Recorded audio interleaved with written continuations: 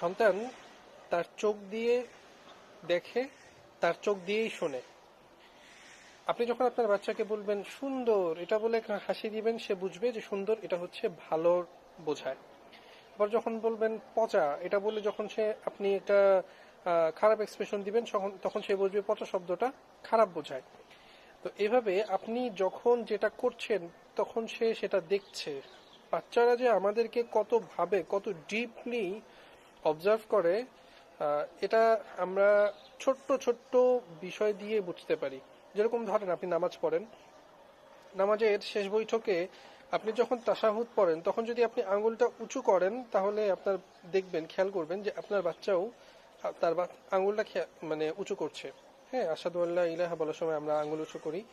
তো বাচ্চারা এত ডিপলি, এত খেয়াল করে, এত ছোট ছোট সূক্ষ্ম বিষয়গুলোও খেয়াল করে। এবার বোঝেন, আপনি যখন তার সামনে গান শুনছেন অথবা তার বাবাকে অথবা তার মাকে আপনি বকাবাদ্য করছেন, খারাপ বলছেন, উঁচু আওয়াজে কথা বলছেন, শাউটিং করছেন, তখন এটা তার ভেতরে কতটুকু আঘাত করে এবং সে এটাকে কতটুকু ভালো করে খেয়াল করে দেখে এবং তার ভেতরে এটাকে ধারণ করে। তা আপনি তার সামনে এক্স্যাক্টলি যা যা করবেন, যা যা সে আপনার থেকে দেখবে, হুবহু অথবা এটাকে আরো কয়েক গুণ বাড়িয়ে আপনার কাছে এটাকে ফেরত দিবে।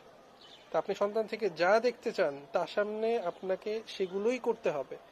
আর আপনি যদি এগুলোকে ধারণ করে না করেন, শুধু তাকে দেখানোর জন্য করেন, বেশিক্ষণ করতে পারবেন না। কারণ সে তো সারাক্ষণ আপনার সাথেই থাকে। তো আপনি তার সামনে দেখাচ্ছেন দেখানোর জন্য যে বই পড়ছেন, কিছুক্ষণ পরেই দেখা যাবে আপনি মোবাইলটা হাতে নিয়ে ফেলেছেন। আপনি তাকে দেখানোর জন্য খুব নামাজ পড়ছেন কিছুক্ষণ পরেই দেখবেন যে কারোর সাথে চিৎকার চেঁচামেচি করছেন। তা আপনি যদি বাস্তবিক অর্থেই ট্রান্সপারেন্টলি এগুলো না করেন, ধারণ করে এরপরে না করেন, তাহলে দিন শেষে খুব একটা লাভ হবে না।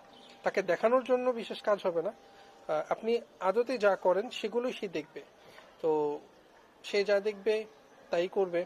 এখন আপনি যদি ভালো হন তাহলে আপনি তাকে ভালোটা দেখাতে পারবেন, আর যদি ভালো না হন তাহলে সন্তান ভালো হবে না। এটা হচ্ছে আলটিমেট ট্রুথ। এখানে ফিল্টার দিয়ে বলে কোনো লাভ নেই। Siyarrat Academy, Journey to Prophetic Lifestyle.